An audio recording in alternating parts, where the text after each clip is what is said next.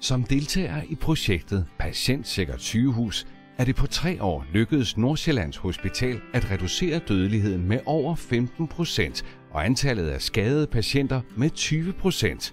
Hospitalet har implementeret sikre processer på en række områder, hvor patienter risikerer at blive påført unødige skader og i værste fald død.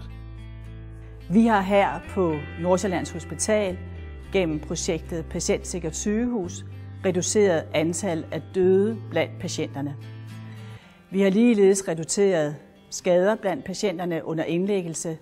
Vi i det hele taget ændret vores kultur, således at fokus på patientsikkerheden er kommet i højsædet.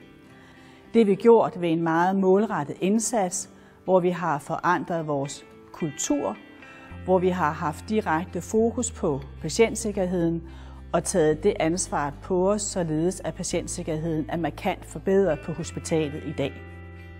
Alle sengeafsnit har været involveret i projektet, og arbejdet har været organiseret i tværfaglige teams på tværs af specialer og afdelinger. Nomineret til Årets Kvalitetspris 2014, Nordsjællands Hospital.